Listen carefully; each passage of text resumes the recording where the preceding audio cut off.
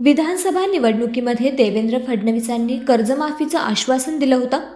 मात्र आता सत्तेत आल्यानंतर महायुतीने कर्जमाफीला बगल दिली आहे. सरकारला 100 दिवस उलटून देखील शेतकरी कर्जमाफी बाबतीत सरकार निर्णय घेत नाहीये. इतकंच नाही तर सगळी सोंग करता येतात पण पैशाचं सोंग करता येत नाही. त्यामुळे यावर्षी आणि पुढच्या वर्षीची पीक कर्जमाफी होणार नाही, अशी भूमिका अर्थमंत्री अजित पवारांनी घेतली आहे. दरम्यान आता कर्जमाफीच्या मुद्द्यावरून बच्चू कडूंनी सरकारवर जोरदार टीका केली. आल्या आल्या सातबारा कोरा होईल असं म्हणणारे आता शब्द फिरवतात. हवं तर मुहूर्त काढा, चांगल्या भटाला बोलवा आणि कर्जमाफी कधी करणार ते सांगा, अन्यथा सरकारला मोठ्या रोषाला सामोरं जावं लागेल, असा इशारा बच्चू कडूंनी दिलाय. पाहुयात बच्चू कडू नेमकं काय म्हणाले. जेपर्यंत ते कोरा करत नाही तेपर्यंत आम्ही हा मुद्दा सोडणार नाही. काही झालं तरी 72 कुछ भी होगा तो चलेगा, पण आम्ही तो देवेंद्रजीचा शब्द ते जरी पूर्ण करत नसेल तर आम्ही ते पूर्ण करून घेतल्याशिवाय राहणार. बिल्कुल बिल्कुल उनका वादा से वो दूर जा रहे हैं, उनको याद करके देंगे. दुसरीकडे असं देखील म्हटलं जातंय की जो मॅनिफेस्टो आहे तो 5 वर्षाचा खरं तर मॅनिफेस्टो असतो, त्यामुळे आम्ही टप्प्याटप्प्याने या सगळ्या गोष्टी करणार आहोत. नाही याचे पण 2100 रुपये तो देखील केलं जाईल असं देखील सांगितलं. नाही असं लबाड बोलून चालत नाही. त्यांनी सांगितलं होतं भाषणामध्ये, असं सांगितलं का आल्या आल्या सातबारा कोरा होईल. आल्या आल्या म्हणजे काय, 5 वर्षांना आल्या आल्या होते का? म्हणून त्यांनी शब्द फिरवू नये. लागन तर मुहूर्त काढा, चांगल्या ब्राह्मणाले भटाले बोलावा, पण तारीख आम्हाला द्या. बच्चू भाऊ, तुमची सह्याद्रीवरती या अनुषंगाने बैठक झाली होती, दिव्यांगांच्या प्रश्नासंदर्भात बैठक झाली होती.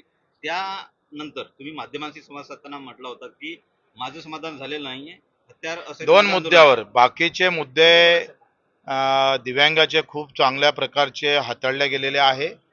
त्याचे कदाचित GR या 5-6 दिवसात निघेल. परंतु आमचा दिव्यांगाच्या मानधन वाढीच्या बाबतीत असू दे, कर्जमाफीच्या बाबतीत असू दे, ह्या 2 मुद्दे आमचे महत्वाचे होते. त्याच्यावर समाधान झालं नाही. 19 मुद्द्यावर जरी सरकार सकारात्मक असलं दिव्यांगाच्या बाबतीत, पण त्या मागणीमधला खरा आत्मा जो आहे तो मानधन वाढीचा आहे आणि कर्जमाफीचा आहे. तो आम्ही पूर्ण केल्याशिवाय राहणार नाही. 2 बैठकीत तुम्ही असमाधानी आहात. बच्चू भाऊ, आता मात्र परत असं काहीतरी म्हणायचं का, कर्जमाफीवरून लाडक्या तुम्ही आक्रमक व्हाल का? बहिणीमुळे कुठेतरी सरकार लाडक्या बहिणीचा याचा काही संबंध नाही आहे. 7 लाख कोटीच्या बजेटमध्ये 45-40 हजार कोटी जातं आणि कर्जमाफीले 35 ते 40 हजार कोटी लागतं.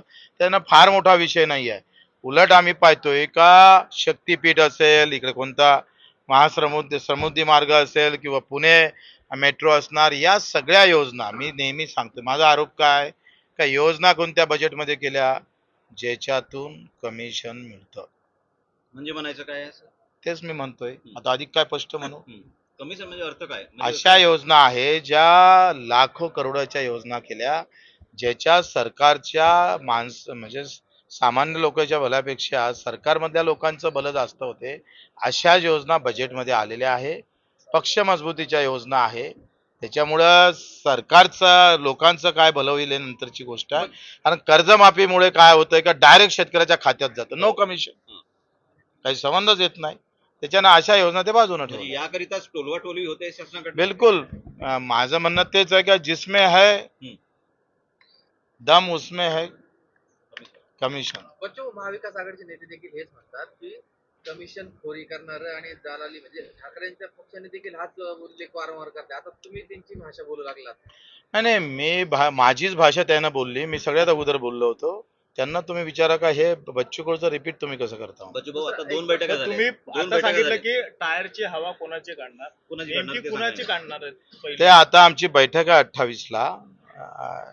कोणाचा टायर पंक्चर करायचा, कोणा शेतकऱ्याबद्दल कोणत्या मंत्र्यानं जास्त घृणा केलेली आहे, जो आमच्या बाजूनं कोणता मंत्री बोलला नाही, ज्यानं निवेदन घेतलं नाही, ज्यांना ज्या पद्धतीनं शेतकऱ्याच्या तुच्छ समजलं, त्याच्या म्हणजे गाडीचा टायर पहिले पंक्चर पण होणार. आतापर्यंत असं कुठला मंत्री आहे की त्यांनी तुमचं निवेदन खरं तर घेतलं तेच नाही? आता आम्ही सगळे जिल्हा प्रमुख बोलावतो आहे, त्यांच्याकडून माहिती घेतो आणि त्याचा पहिला क्रमांक आम्ही लावतो. बच्चू, विधानसभेला तुम्ही एक नवीन आघाडी आणली होती. आता तिघ मित्र, तुमचे मित्र, आता आहे ना, येईन ना, ते येईन धीरे धीरे आएंगे. संभाजीराजेंनी बावनकुळेंची भेट घेतली आहे. ते पूड तपासायला गेले असेल कदाचित. बचूभाऊ, सोशल मीडियाच्या भाऊ गर्दीत विश्वासार्हतेने चकाकणारे नाव म्हणजे लेट्सअप मराठी. आणि सगळ्यांना, सगळ्या नागरिकांना ती स्पीच, ती right लेट्सअप वरील मुलाखती म्हणजे विचारांचा खजिना. त्यानंतरच्या निवडणुकीमध्ये मला सोडून गेले. बातम्या केवळ वस्तुस्थिती सांगणाऱ्या, न प्रोपगंडा, फक्त जनतेचा अजेंडा.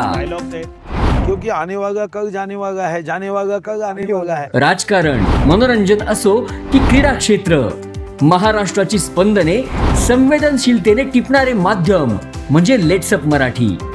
जगासोबत एक पाऊल पुढे राहण्यासाठी लेट्सअपचे ॲप, सोशल मीडिया आणि वेबसाईट सोबत कनेक्टेड रहा.